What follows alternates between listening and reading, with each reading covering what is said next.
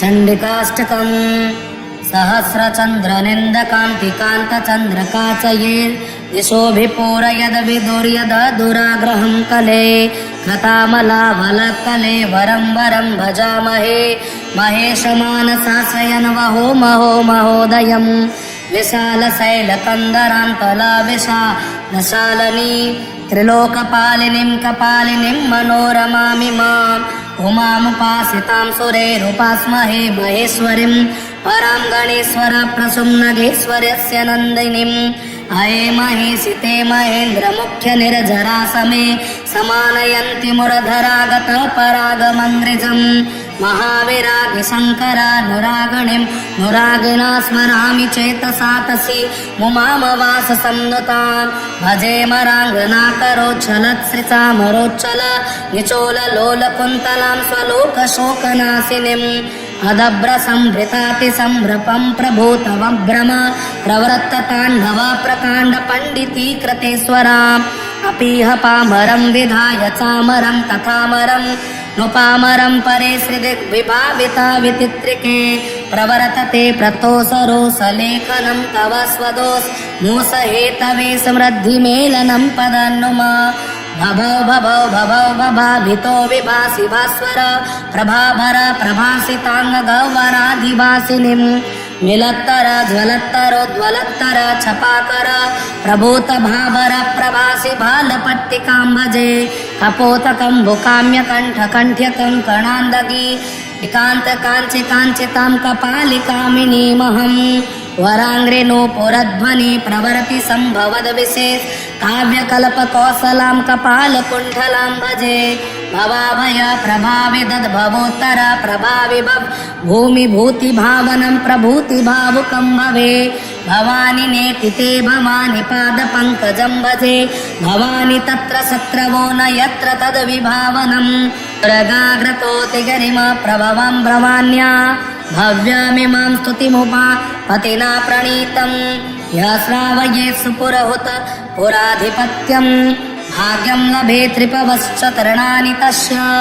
रामाष्टङ्गसाङ्केब्दे ष्टम्यां सकलस्मिने गुरौ सक्ता श्रीजगदानन्द मन्युपहर्ता स्तुति इति कविपत्युनामक श्री उमापति द्विवेदी विरचितं चण्डिकाष्टकं सम्पूर्णम्। चण्डिकाष्टकम्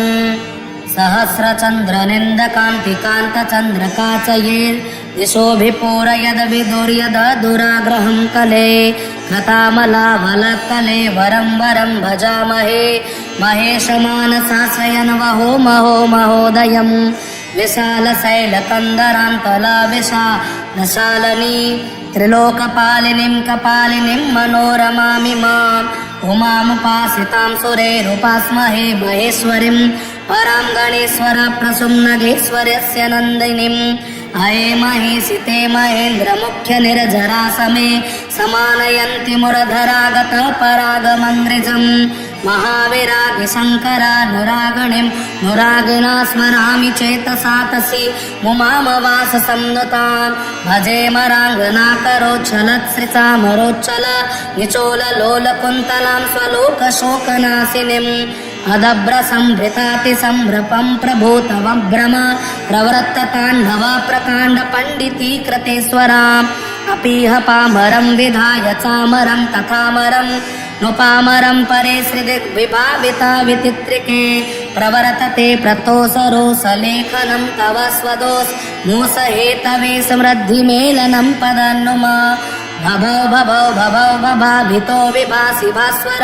प्रभाभर प्रभासिताङ्गगौवराधिवासिनीं मिलत्तर ज्वलत्तरोज्ज्वलत्तर छपाकर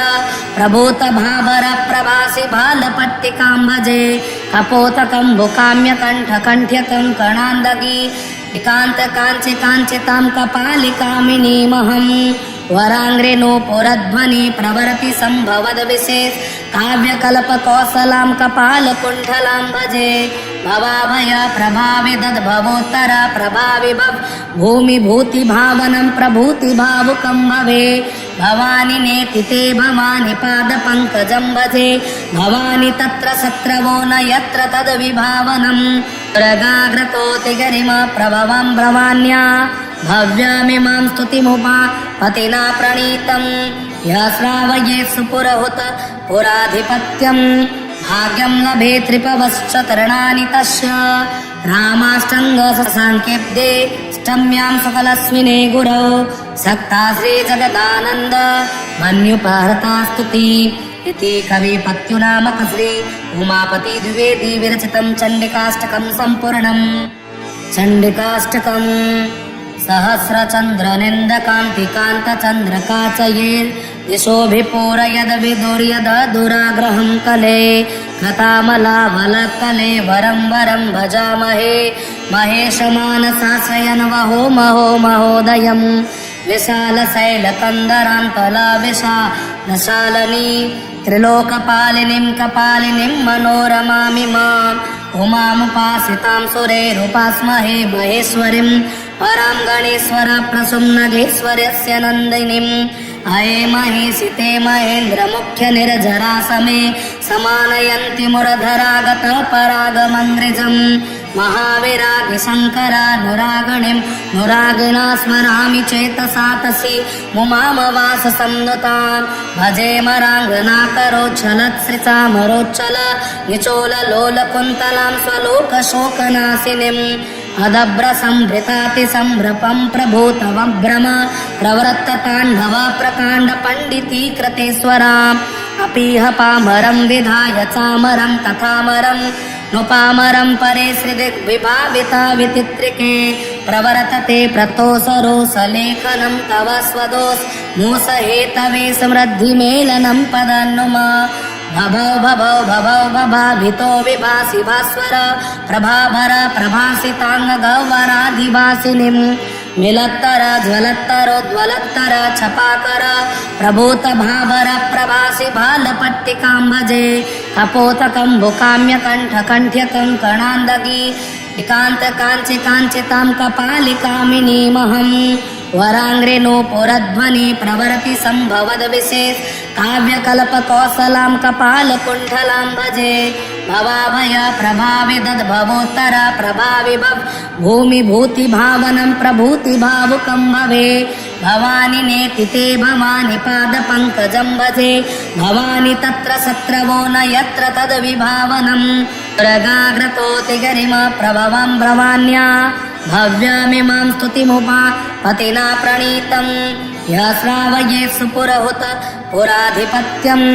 भाग्यं लभेत् रिपवश्च तरणानि तस्य रामाष्टङ्गसाङ्ख्यब्दे ष्टम्यां सकलस्मिने गुरौ सक्ता श्रीजगदानन्द मन्युपहर्ता स्तुति इति कविपत्युनामक श्री उमापति द्विवेदी विरचितं चण्डिकाष्टकं सम्पूर्णम्।